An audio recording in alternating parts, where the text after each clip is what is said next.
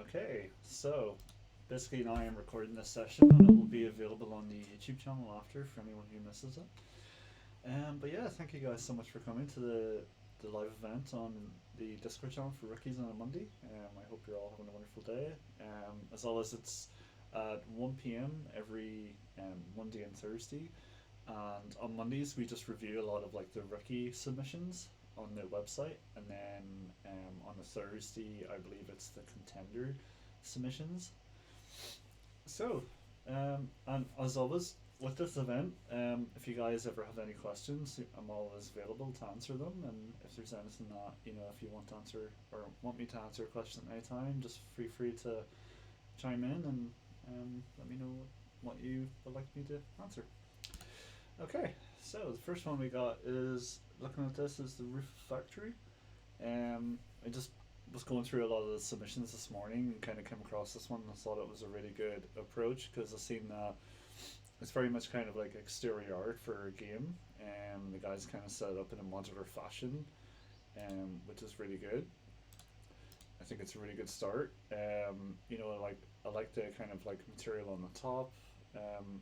What I probably would do if this was like if I was creating this set myself for a video game, I'd probably create like a texture sheet and have like a lot of this stuff baked down into high poly, or just use mid poly workflow where you go in and you just chamfer the edges a bit more so they're not like super sharp, and then you just use your tileable textures with like all this like kind of dirt and rust detail on top of it.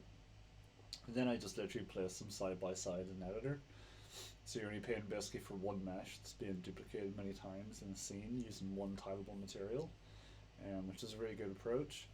For these guys down here on the right, I can see there's a lot of extruded details and bevel details, but I wonder how much of this is actually using like, like a trim sheet with all like these edgeware details on like a trim sheet detail. I'd be curious to check that out and see if a person's done that. And yeah, obviously we can see like the floor section as well. We just got like some of this rust detail. I'd probably dial back on it because I don't think rust is usually that orange or saturated. It's usually a lot duller in color because it doesn't kind of hit the light as well, and it'll be a lot darker. But yeah, I mean, definitely a good start. Kind of like getting the idea of like this is how you get stuff into editor. Um, I think when it comes to a lot of the stuff I see on the rookies, I think it's always a good idea that if you're doing a scene like this, that you just kind of do like a breakdown of like, you have a few shots of it in like editor placed, and then you have another where it's like, oh, this is like all the meshes I used to compile this, and then like down below that it would be like, oh, there's like this is like the textures I've set up. So like these are some of the tileables, this is some of the trim sheets, just kind of gauge and kind of give an idea, give like the viewer an idea of like your approach and your thought process behind it. I think that's always super important. And next we got the home cinema room by Same. This looks really really good for a rookie submission. This is really high quality. I really like kind of the padding on the walls. I think that's really cool. It's like super cozy. It just feels really good. The color palette is really nice and it blends well together. Really nice chamfers on the edge of these guys where it basically feels like they're like super cushy, which is really cool. And I'm guessing because it's a home theater room, it's going to like these guys are going to capture the sound, like the kind of like soundproof walls. And then really nice detail on the sofa as well. I'd probably be a bit careful with like these vertical lines though, because like I feel like if you have a bunch of these guys, like duped side by side, a lot of that detail is going to repeat. Usually when it comes to these guys, I would kind of you know I kind of focus the fabrics and folds around the corners, so it's like where like this is kind of stitched into the back section here, down here as well, maybe around down the corner sides here as well. I love that there is this like metal trim going around. It kind of gives a bit of material separation, which is really nice. Um, Again, I just be careful with the vertical folds here. It's really nice to have like these kind of like bevel details, but I probably go as far as like sculpting in just like a ghost butt thing where like the person sat on it for a long time and there's just like a general crease that's kind of occurred over time. And maybe on the back section as well, it's just like general kind of like it hasn't been able to keep its like puffiness. And I can see that like the person basically, I can see their approach to how they might have created this modular set where, we have like this guy here. This is two like arm sections, and then this one has one, and then this one has one as well. So it's probably, there's probably one mesh in editor where it's like the full sofa with both arms, and then there's one like missing the left one, so he can like just duplicate it, right, where it's like it just follows this pattern, which is really nice. I'd probably go as far as even maybe in the bottom part for a bit of variation. Maybe there's like a recliner part that comes out, so you got a few that like, I mean, obviously it's probably not as visible on the back, but maybe one of the front ones has like a recliner coming out just to give it more kind of visual break. I think the table's really nice. I like the materials on it. I like that you got this kind of like detail going on the top, and then like the metal legs, which are really cool. Um, I like the carpet as well. I just like that there's like this general aging in it, where it's like darker patches, and maybe there's just like dirt and from like people wearing their shoes and like walking on it. I think that's really cool. One thing I probably would have asked or would have liked to see in this is probably like some general edge wear along like this edge where like where this light section is, maybe the edge that's like stitched the top carpet piece to like this piece where there's just general aging where maybe those fibers are starting to come apart, so it's just like some visible gaps where maybe it's wood underneath this guy, and then maybe like there's some visible gaps where there's just like the wooden frame kind of coming through. I think that would be a really cool touch. And then on the light, I'd probably like, because it's super bright, I'd probably, if this was an emissive texture, I'd add like a kind of like a gradient around the edges where it goes from like dark to like bright, where you kind of just get that sort of nice kind of transition from like the back section where there's no light coming out of it into like the front part. Maybe just some kind of subtle dust and dirt around it as well. Because you would expect that like, unless this place has been like hoovered clean, it's like there's probably going to be just some slight kind of dirt around the crevices and just corners, and but overall it looks really really good.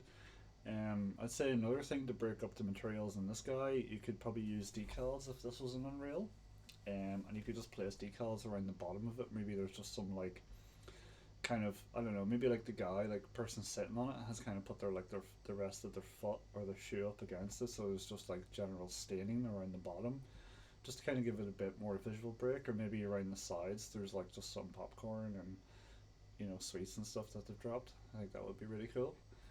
Um, yeah, overall it's looking really really good. Again, on these guys here on the right and left, I'd probably see if I can add some general aging to the fabric on it, so you can kind of just get some variation in where it just doesn't feel super clean across the board. And I like that he has this like cylindrical kind of like entrance, which is really nice, and it's like there's no facet in it, so it's super round. And I can see that he probably did that like in his modeling package. He just sort of chamfered it out, so you get this really nice curve. It looks really cool. I probably would have went in if this edge is like super sharp. I probably would have chamfered it just a wee bit so it kind of hits the light better, so you're not kind of getting this like sharpy kind of like pinch at the end of it. And I think this background here looks really cool. I think one thing I would have liked to see is kind of like maybe, is there other shots of like that area? Oh, okay, there's more. Awesome. Um, yeah, like I think up here this looks really cool. I probably would have liked this section here, because a lot of this is just very much grey on grey. I probably would have added a different color to this, or like a material to kind of just give it a bit more visual break. Maybe just like a metal trim, which would be really cool. And I like that he has like the next Netflix logo. That's really cool.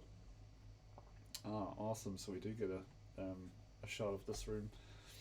So I like that he's literally went and like added like a fake background, which looks really cool. Um, and just like a poster as well. And you got this really nice table with this really nice material applied to it. Like all in all, I think this scene definitely looks awesome. I'd say if I was to work in this, I would probably just add an SSAO pass in, and by doing that you add like post processing volume in Unreal, and then you enable SSAO, which means it will like give like shadow and AO to like all the corners and extruded corners and stuff, just to make it feel kind of everything married together more. See, it kind of hides a lot of like these seams that kind of appear in different like geometry parts are put together.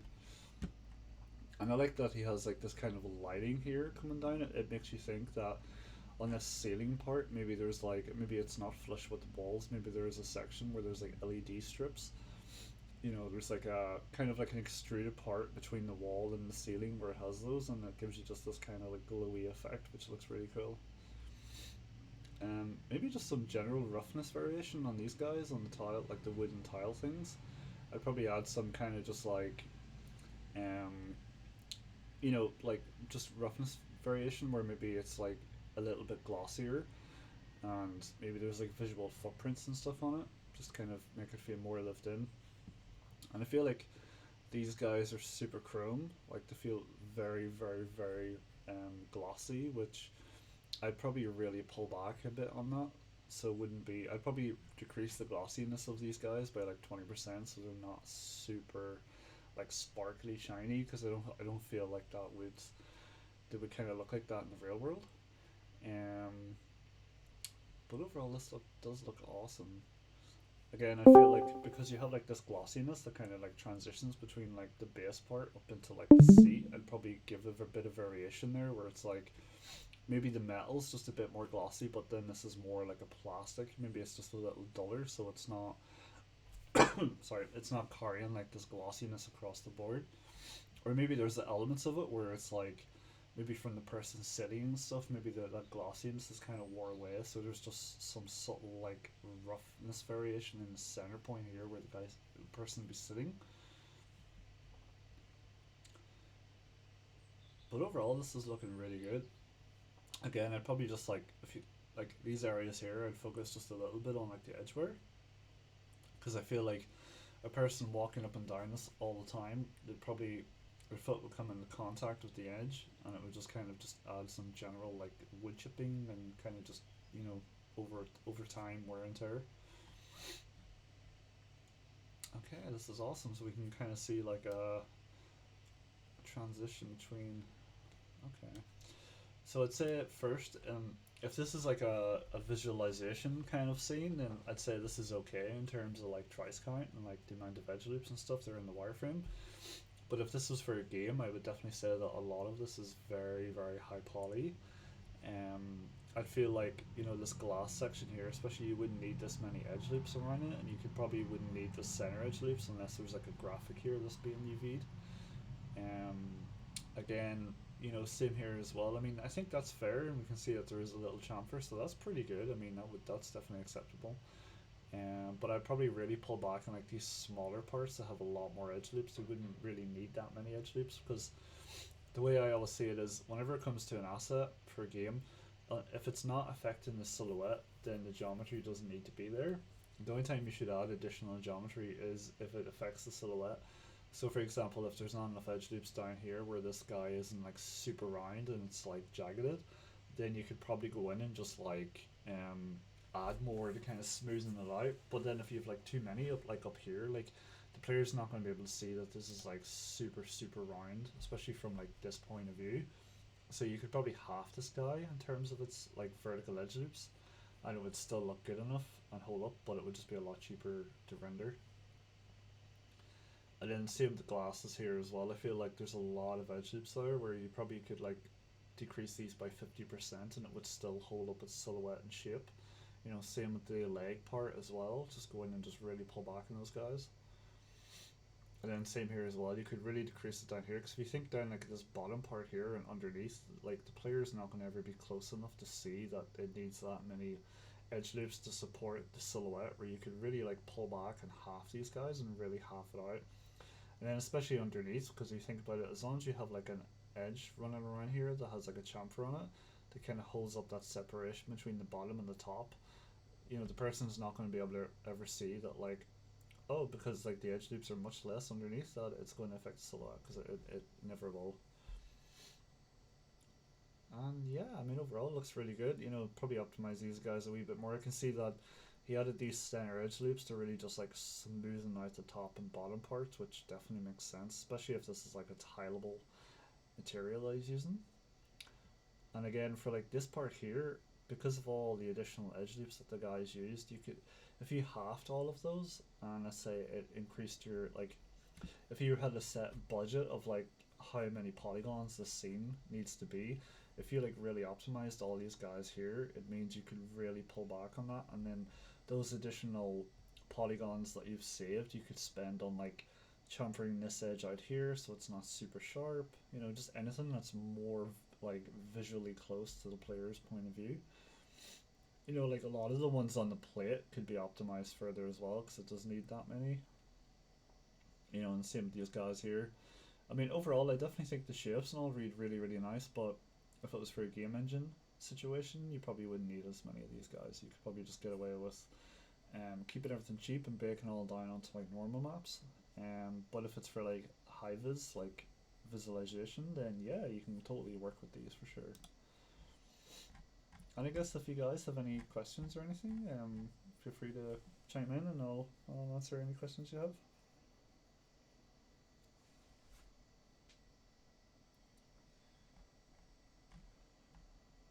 Okay, cool. So next we got the Golden Crypt horror environment, and tutorial coming soon on YouTube.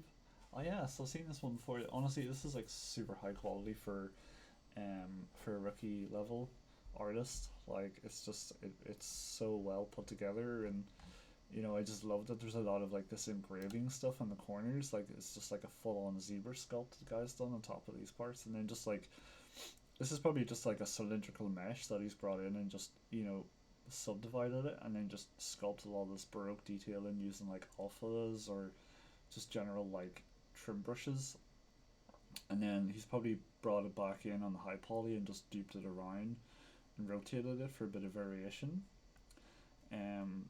Like for example, if you were to like make this asset, 3D, you could probably go in and just like if you could bake down one of these guys with the detail and just dupe it over in each corner on your low poly mesh, so you're not having done wrap and bake for them, you're just only doing it for the one.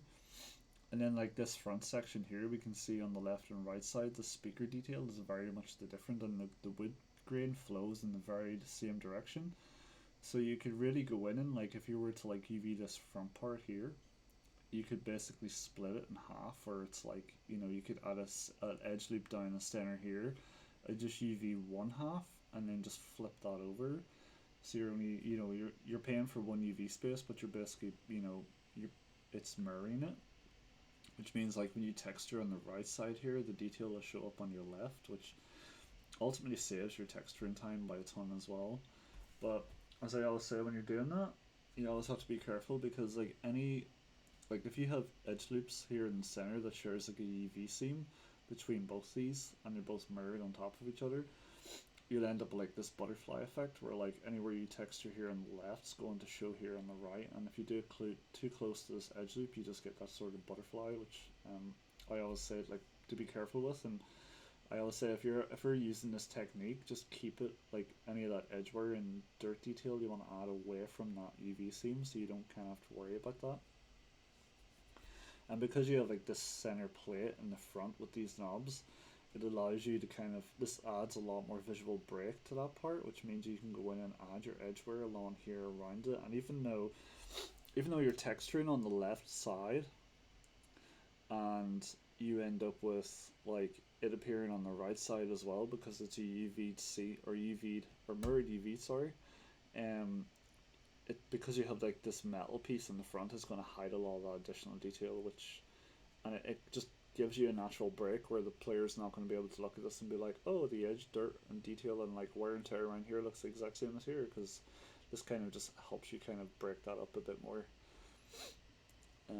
Yeah, and then the same with this guy as well. You could just UV the front knob because you have like this little dent detail, but then the left and right ones look very much the same, so you only have to like UV one of these guys and bake it down and then just duplicate the mesh over. And then same here, you could probably do the same with this mesh because it has the same buttons on the left as it does on the right and the same amount in between this guy here. And we can see that this is basically the same all over as well, so you could just add an edge loop in the center of this mesh, just UV the left side, flip it over, bake it down. But as we can see with like this part here, there is very much differences on like these little kind of like indicators. So you could probably keep this as its own UV, so you get all that a unique detail in. But yeah, that's definitely what I would recommend for this, and then like obviously we can see that like the left side of it and the right side are basically the exact same. So you could just like UV the left side, bake it down, texture it, and then just flip it over to the right side and just place it there.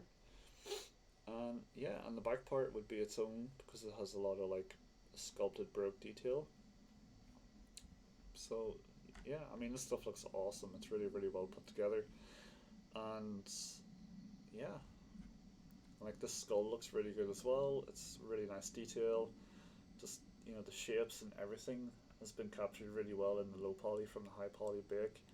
You got a lot of these like really edges that like really kind of like bring a lot of variation to the silhouette as well, which looks really nice.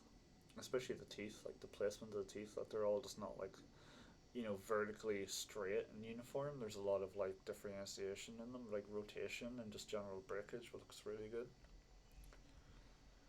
And then this looks really good here as well. But I'd say as well, like when you're doing details like this like glass crack or like this blood, I'd probably would leave these out because the thing is, if you were to place these guys side by side in a hallway, you're going to get this repetition of like this kind of blood detail. So what I would always do in Unreal is I would create these frames, and I would kind of put them side by side in the hallway, and then I would take the photos and I would make like decals out of those photos, and then I'd place those decals on top of the frame, so it kind of mimics the look of like, oh, there's like a photo in here. Or you could have just like this part, like this face in the actual like frame mesh, you could have it set to a different material ID where you can apply like different photos to it. And then you just have like your glass, kind of like your glass plane on front of it that you apply like a glass shader in Unreal to. And then in Editor, for like the crack in the blood, you could create like decals of those details and just place those on top of the frames that you have placed in the hallway. And it's just a really quick way to add variation, but just to make sure that it's not repeating too much. And the same like these wee X guys as well. You could either just add that in the photo or just use decals for that as well, because decals are super cheap to render. Same for like these roughness streaks. You could add a dirt decal with like roughness streaks, and just place it on top of like the glass that you have applied to it as well. It looks really really good. And yeah, like the Luigi board looks awesome as well. Again, I would definitely avoid using like the like adding this kind of blood stuff to the asset unless it's like a once off, or maybe like this asset only appears once ever in the scene. Then that's totally fine. But if you have like a bunch of these where you have like one on the table and a bunch like stacked on top of each other, it's better to leave like the blood decal or the blood detail to like just a decal that you just place on top of like the one that's lying on the table, so the rest all like look, they don't have the blood on it, so you can kind of repeat them and it just doesn't look like it's the same thing kind of repeating over and over. And then I like that he's like sculpted a lot of this like kind of candle wax detail, where for this you could basically create a set where it's like, okay, I'm going to create like these guys here, and then I'm going to create a bunch of different candles, put them all in like the same texture sheet, and then I'm just going to create like a variant of like these were in like my 3D package. I just basically place these on top, or I bring this mesh into Editor without the candles on it, and I bring the candles in as separate meshes into Unreal, and then I just place those candles on top of it. Like that's another option.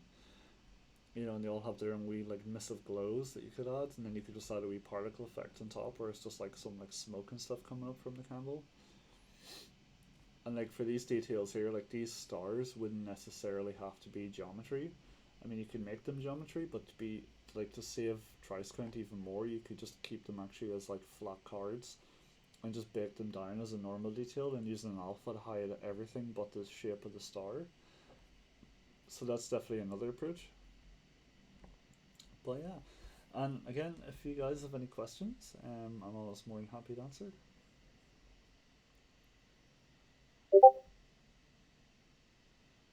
Ah, so Damien posted, yay, thanks for uploading to YouTube, much appreciated. Yeah, no problem. Um, I'll get that done after. And next we have the abandoned house in Blender. This looks pretty cool. I like the detail of it. It actually reminds me of the house from Red Dead Redemption 2, which I wonder if to use in this version. Okay, so it's kind of like Last of Us music. That's cool. So I got like this teddy bear. I got like this kind of like rusted car, which looks really cool. Then we got like the house as well. I'd say the detail in the house is really nice. You know, I'd be curious to know if he like brought this into Blender and then just like vertex painted like a lot of this like wood differentiation material on it. So it's like in the corners he like painted like a darker wood, kind of looks more like worn and just chipped away. And you know, like the kind of gutter area, like I wonder if he did the same with this as well. And I'd be curious to know his approach. Like this top section, is it just like a flat geometry piece with like all this stuff in like a normal detail with like darkened like, you know, like where the gaps are, it's all like a darker on the texture, or is it just like all geometry? And yeah, no, this looks really really good. Probably would have liked to see maybe some like background like skybox detail where it's maybe just more like hills and stuff in the background. Maybe there's like fencing, you know, some more of this like foliage kind of in the distance to kind of just give it more of kind of just a visual break. Because right now it definitely feels more like a diorama, where this is probably like on a cylindrical plane with just like the grass stuff on it. See any other shots of it? No, barn house. So it's very much like Last of Us inspired. That's cool. And yeah, I like the detail in the car is very nice. You got a lot of this rust and stuff. I guess. Wonder behind here, is there a wheel or is it just sort of like without one? Probably without one. I probably would have added more geometry to the trees as well, just to kind of round them out a wee bit more because they just feel very flat. And probably a bit more variation in the material applied to it as well, so it's not just like this flat kind of wood. But overall, it's definitely in the right direction. I think like it would be really cool to see this kind of migrated into like Blend or Unreal, where instead of it being in Blender, he's like imported all these assets into Unreal. So, you know, this house maybe is just one entire mesh that he just imports, and it's already set up with its like material IDs and its UV and everything. Like, so if he can just apply all his materials in Unreal to it, or you know, maybe it's like split up of different sections that he's brought in modularly and just sort of placed together. And then because he's added additional edge loops to it, maybe he's went in and just added like a 2 or 3 layer shader, where he's added like the bright wood, dark wood, and maybe just some of this like kind of rust detail, and he's went in and just painted it around the building itself. You know, the car could basically come in as it is, probably just an asset that's been baked down and textured, you know, see the teddy bear. The grass, you know, if you did it on Unreal, you could probably use like megascans. So you could add all that megascan detail instead, which would look really cool. You know, same with trees as well, just megascan leaves, which would look really nice. And the barrels, you know, maybe there's like different variations in the barrels, where because the barrels seem to be very much the same colour as the car, so if we had like one barrel that's maybe green or red instead of just both being like a blue. And maybe some like variation in the wood tiles, because not the wood tiles, sorry, the roof tiles. Because like if you think about it, like the wood is very much worn and broken down, and there's just a lot of wear and tear in it. But these guys up here feel very clean. So I'd probably add more breakage to them, where like in the center points there's just some missing, and maybe there's like holes into like the top floor as well. You know, maybe there's like rain gathered around it, maybe there's moss growing out of it, just, you know, all that stuff. Maybe around the gutters as well, there's just a lot of moss and stuff growing out of those up onto like the roof tiles. I just feel like with just a little push a little further in the sky, it will definitely look really really good. But it's definitely on the right track, like 100%. You know, and maybe like these wooden planks here, maybe just make a few of them different colours, so it's just not like dark brown, dark brown, dark brown. And I mean, the wood grain's flowing in the right direction, which is always good, because I always sometimes when I'm looking at portfolio stuff, I always know and can see that sometimes the wood grain's flowing in the wrong direction. So it's kind of those like little pet peeves that I always keep an eye out for. And then here we have like an old mobile barcade. Very much feels like Gears of War inspired. That's one thing I noticed when I looked at it, which is pretty cool. 3D mobile barcade meant to be part of the first-person shooter game, has 5K triangles and 1K and 2K texture. Oh, it's a 1 by 2K. Okay, so it's more like a rectangle layout. Okay, that's neat. And that makes sense considering the shape of the asset and that it's very rectangle.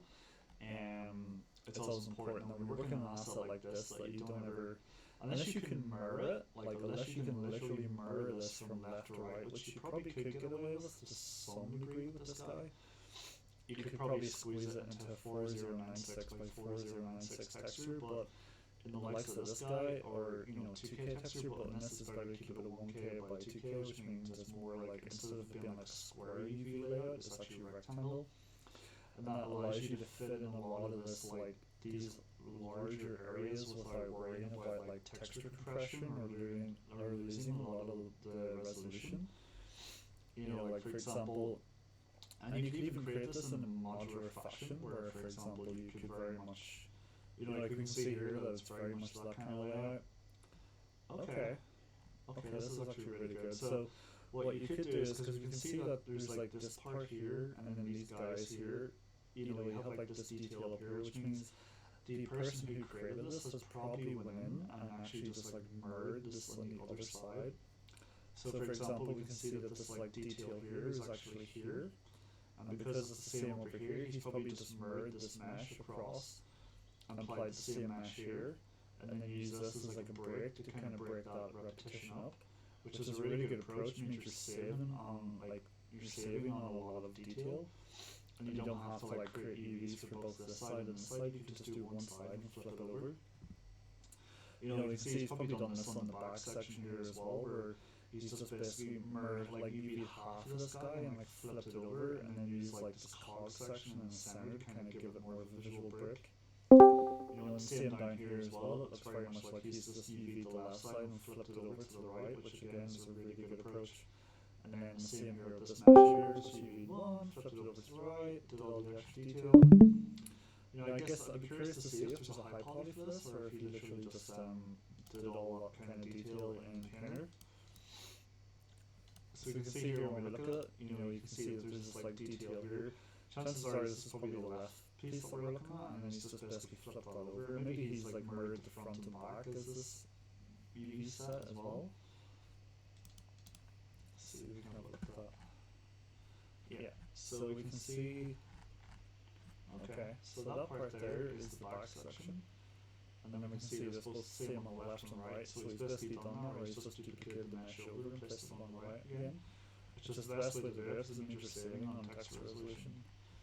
And because it's a 2K texture, the more that you do that, and the more that you follow this kind of approach, where it's sort of like, you're doing a lot of mirroring, it actually means you can get higher resolution out of a lower resolution texture, because you're really optimizing the space you use for your UVs.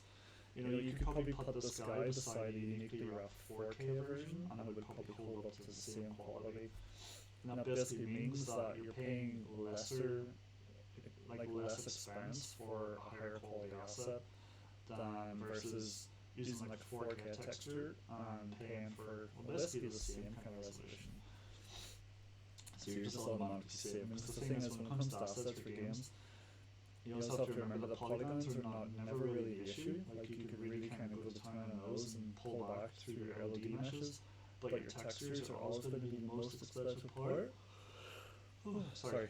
And it's just because like, for you to kind of bring in a lower resolution texture, you're still paying for an additional draw call. Where if you were to create a texture that's optimized from the get-go, you don't have to pay any additional draw calls to optimize that texture line. So it's always the best approach. And I can see here on the edges that it's not super round. I probably, like, my personal preference, I probably would have, like, unless there's like some visible damage and wear and tear on the edge, I probably would have made this like super curved here on the edge. Kept a lot of, I can see up here in the front, there's just a lot of like this little nice zebra sculpt detail, which is really cool. And then here you got like these massive holes from like gunfire and rockets. And then you've got this sort of like plain mesh with like an alpha with this detail, like this material on it, kind of gives us that sort of like presentation, which is really cool. And then another tip of mine is like when you're doing like renders, try to avoid, I'm basically contradicting myself now because on my portfolio, on my website, all of my meshes have a black background, but I try to avoid that as much as you can because it just really kind of pulls away from it. I feel like if you use like a grayer background or a white background, it just showcases the edge a lot more and just it doesn't feel as sharp on the edges. But yeah, that's awesome. Yeah, nice work. So honestly, every time I look at the Rookie stuff, it just seems to get better and better. And it blows me away. And I'm just like, from the first stuff I see to this, I'm like, wow, like these guys are really pumping out next level stuff. And then next we have the 1967 Chevrolet Impala, which is like a really, really awesome looking car. This is by Minx. Okay, so we got 3D render. I also think it's good as well if you can. Always provide like a sketchpad link to your art or like a marmoset link, because it just means that the person reviewing it, or like like the recruiter or archviz is looking at your website for like a potential job opportunity. It just means they can go in and really kind of fly around your asset and kind of get a feel for just how you create them and kind of your approach and thought process behind it. Because I find it's good having like screenshots of it, in different angles, but the issue with that is it's very hard to present kind of the technical side of it. Where, for example, these guys here, while they're really good screenshots, you can't really tell kind of the gloss value on top of it, or kind of how things are reflecting versus actually flying around mesh. So that's definitely a good kind of protocol that I would go for. And I think like I can see that there is some like UV issuing going on behind here. It's like this weird screen, almost kind of looks like LED tires. So I just be careful with those, but I think the fact that the person doing this is kind of really pulled back on like this detail and let the normal map do all the work is a really good touch. Because if this was just a static vehicle in a scene that you were creating an environment and this was just like a mesh in it, and let's say this was like a third person game, this would be okay because of like the players never going to get like this close to it. Let's see, can I pull up base color? So I think the base color is really nice. It's got a lot of like dirt and stuff around the bottom where the tire would have made contact with the ground and just kind of been sitting there for a while. I like that there's a lot kind of in the mid-track area, which is really nice. And then same here, I think this is really cool. I probably would add a bit more dark kind of dirt around the front headlights. Same at the back, maybe just a bit of, maybe some mud just around the bottom of the license plate. Maybe just some around the bottom of the back bumper. And maybe because the thing probably has aged over time and rain and like, has just been like landing on it, you would think that, a lot of like this kind of the paint on it would start kind of wear away, where it's not just always going to be super dark. So, we can see there is some slight dust here, but I probably would have went as far as maybe just pulling back on the dust and maybe having it around the dirt, dust, having it around the bottom part of the car, and then going in and actually like adding just some slight kind of desaturation in the black around like the top hood part, the front bumper, the back where the boot is, just sort of kind of like just like so the paint's starting to kind of just wear a wee bit from all the rain. And I think the meltness is really good. If it's not metal, it's black. If it's metal, it's white. Like, it's definitely a good approach. And the roughness detail is really good. The one thing I would say about this guy is it would be really cool to, in the roughness, to kind of add scratches and stuff to it, because it means that when you're rendering it, you're going to have all like these little scratch details coming through in the roughness, which would look really, really cool. So that would be my second kind of feedback note, is just if I was to texture and create this guy, I would add a lot of scratch details and stuff around like the actual roughness map, so you kind of get just a lot of like that subtle stuff when the light hits it, which would be really neat. What is there? Okay, there's no world space normal. Alright, so this is probably like an inverted normal for Unreal. So it definitely looks inverted. So it's hard to give feedback on that. Oh wow, okay, so we got some weirdness happening with the AO map. Does that reflect normal? It does, but yeah, it doesn't appear on the final render, or does it? So I mean, I do notice that you have like these kind of like checkered squares appearing. It's probably just because they've used the material in Painter and used the generator that kind of has generated a lot of these little guys, so I'd probably go in and remove those as well, because it just, you think about it, when you look at this guy, you have all like these little squares that kind of just look like artifacts, So if you go in and remove those, it'll just leave you with like a nice clean finish instead. The opacity is good, save for the glass, and then front guys. And this, I'm sure. Okay, so this is basically like a decal. Yeah, just the decal looks like it faking the logo. And then the wireframe. Okay, so definitely optimization could have been done on the wireframe for sure. Because if you think about it, if you look at the back part here, this, you know, because this is kind of slanted, unless you want some kind of just general sort of like adjusting to like the boot section, you could probably remove this middle edge loop here. You know, these two edge loops in the center aren't really doing anything to the shape, so you could just strip them out as well. You know, and because you have like these ones here, you could probably pull down a wee bit on it, so you kind of get just a little bit of bowing going on, which would look really cool. So the lights, where's the sugar out logo? Okay, so you definitely wouldn't need that many edge loops for this guy. I'd probably go in and strip out the middle ones and like the ones that go vertical and horizontal here, and just kept it a flat plane instead. Unless like for some reason you have these chamfered edges because of like the kind of point of view. But no, you probably could honestly just keep this as a flat card and still be able to place it down and it will look okay. And again, this guy here, I'd probably pull back just maybe like this center part here. I'd probably just remove like this cylindrical edge loop and then just let the normal map do a lot of that work for you, but like the curvature and the bake. Again, the wheels, unless like these three edge loops in the center affect the silhouette or anything, which they don't, I'd probably go in and just remove those and keep this part flat, because it's, again, unless you're looking to, you know, unless it's affecting the silhouette or you need to add additional edge loops to affect the silhouette, then the edge loops don't need to be there. And again, because this is under the vehicle and the person's probably never going to be like this close to under the vehicle, you could probably half the amount of edge loops on like these cylindrical meshes, and it would still hold up. Because if you're driving this car and it flips over, you're probably only going to see it from like this kind of angle, and from this distance, you're not going to be able to register or see that there's, you know, half the amount of edge loops in this guy. It definitely makes sense to keep these as they are because they're larger on screen, and you'll notice like the change in silhouette if you decrease them. And in the tire, unless you're mirroring it, you don't need this edge loop in the center.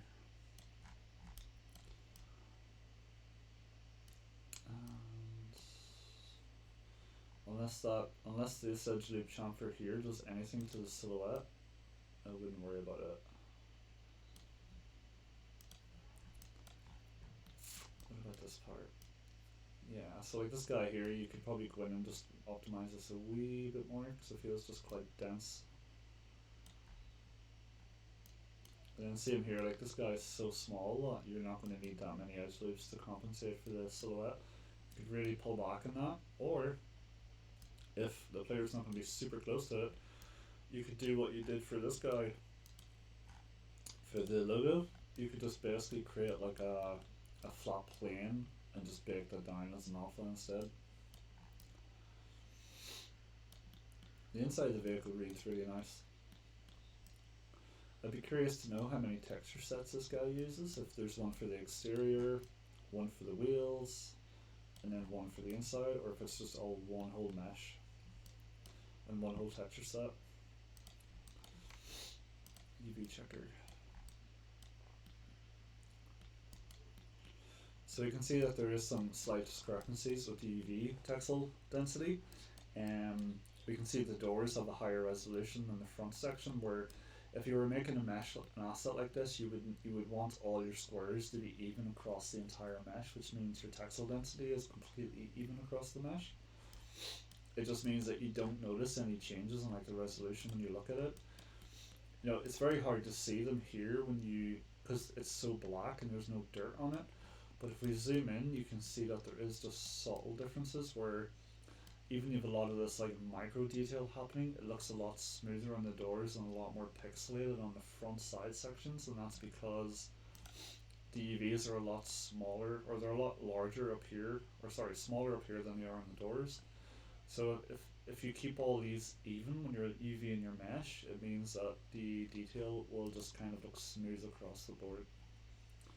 So it's definitely something to always remember when you're doing something like this, is just to make sure your UVs are the same across the entire mesh. And because this guy is made of multiple components, you could probably literally go in and just UV the left side of the car and flip it over and mirror it to the right side of the vehicle, because again the player's never going to see both sides of this guy at once, so you'll never be able to tell that maybe dirt and wire that you've placed here is also repeating here. You know, and the same with the tire, it could just be one tire that you UV in texture and you just basically mirror it and just around the vehicle. And then, you know, same with the window screen here, this is just one window screen mesh that you basically just do to the side as well. And then if you think about it, like the player's never going to see, you know, the player's point of view will be like this, so he's never going to be able to see the inside up here. So you could UV this guy and just shrink the UVs down to save space for the exterior, or you could go in and just half it and flip mirror the UVs over, because again the player's never going to be able to look in and be like, oh, that looks lower resolution. You know, and then same down here in the bottom, like any areas down here, if you need to save UV space, you could just really shrink them down around here, because again the player's never going to be that close to notice it. You know, if it's a driving game, you think that the player would only see the vehicle from like this kind of point of view, so he's never going to be able to really kind of see the interior. But overall, I mean, it looks really, really good. I'd say they're the only feedback notes I have. So number one is making sure your UVs are equal across the mesh. Try and mirror the left with the right, and shrink UVs down a little bit anywhere that's not going to be super visible to the camera, so you can kind of scale your UVs up on the exterior. I would probably make the exterior one UV set, the interior another UV set, and then your tires another UV set.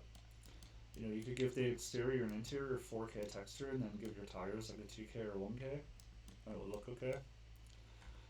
Second of all, I would just watch your wireframe and just pull back in areas that don't need a lot of edge loops that aren't visible to the screen. It just would help to save trice count overall.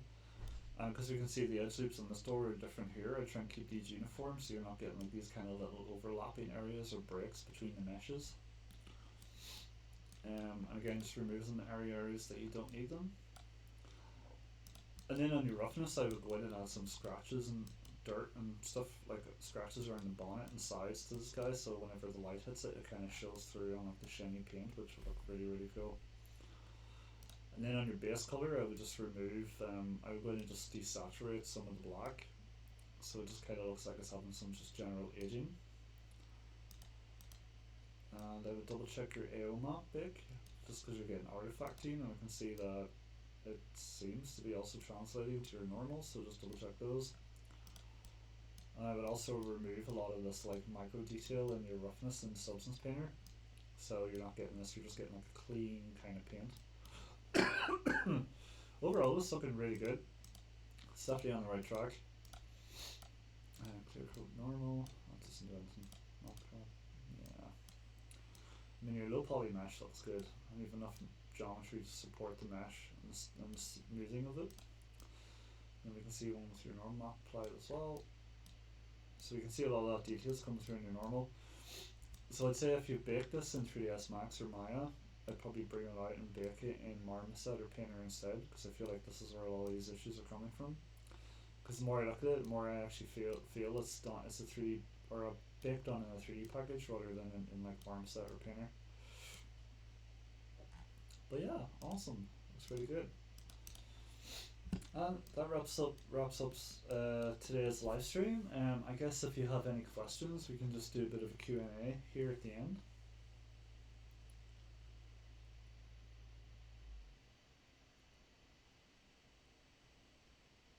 Okay. Alright, well, thank you guys so much for tuning in, and I hope you have a wonderful rest of your Monday. And again, the next live stream will be kicked off on Thursday at 1 p.m. Alright guys, thank you so much and have a wonderful